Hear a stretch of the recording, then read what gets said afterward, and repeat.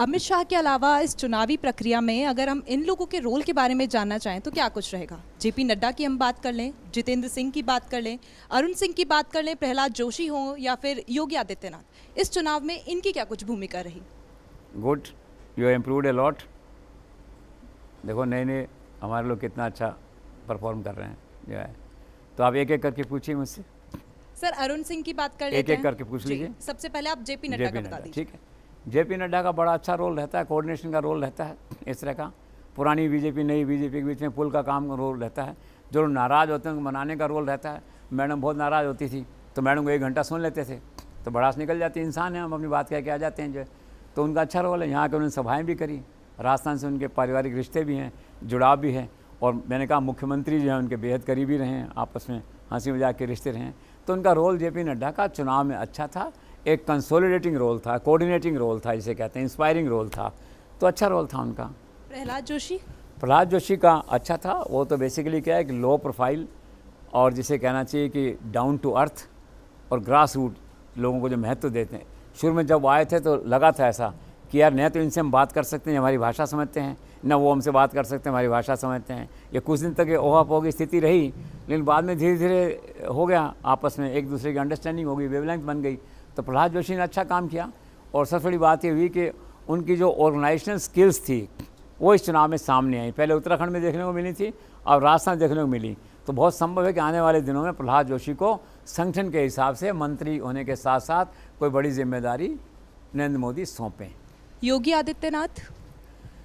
वो तो देखिए पॉपुलर हैं ही। वो तो आज उनकी डिमांड जो है नरेंद्र मोदी अमित शाह के बाद तीसरे नंबर पे हैं और बहुत अच्छा रेस्पॉन्स आया। मैंने सुना था पिछली बार कि वो 47 कितने में गए थे तो 27 से 28 सीटों पे जो जीते, यहाँ पे भी है। और टोटल मिला के अगर देखते हैं उनका टोटल का ही था वो तो कि 47 उन्होंने मीटिंग्स करी और शायद 35 समथिंग जो है जीते वहाँ से। एक फोर्स हैं चुनाव के अंदर और नरेंद्र मोदी और उनको काम में लेते हैं।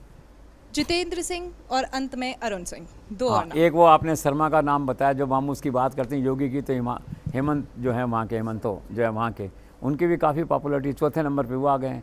वो क्या है कि वो नए राष्ट्रवादी हैं एक तरह से, मतलब क्या है एक नई राष्ट्रवादी फोर्स के रूप में उभरे हैं। आसाम में जाके जो है उनको महत्वपूर्ण जिम्मेदारियाँ सौंपी गई हैं वहाँ से जो है। तो और 2 कार्यकाल भी जिस तरह से वो कर रहे हैं। और यहाँ पे एक फ़ायदा ये है इसका, मैं विषय से हट के बात कर रहा हूँ, कि अगर ये भजन लाल शर्मा जैसे बने हैं तो क्या होता है, सेकंड जनरेशन 10-15 साल तक आप रह सकते हो, आप रिपीट हो सकते हो और अच्छा काम करते हैं तो 2 पारी 3 पारी खेल सकते हैं, बिस्वा की तरह, योगी की तरह और लोगों की तरह वहाँ पे जो है। और आपने एक नाम किसको बताया था? डॉक्टर जितेंद्र सिंह। हाँ, डॉक्टर जितेंद्र सिंह, उनका अच्छा रोल था। He is a low profile person और वेरी साइलेंट परफॉर्मर। वो आए यहाँ पे, किसी को ज़्यादा खबर नहीं हुई और कोई ज़्यादा हल्ला नहीं हुआ।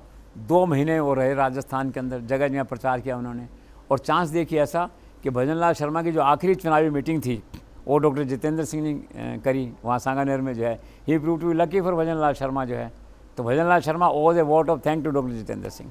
और सर आखिर में एक नाम और, BL संतोष के बारे में। हाँ, BL संतोष तो देखो टावरिंग आदमी है।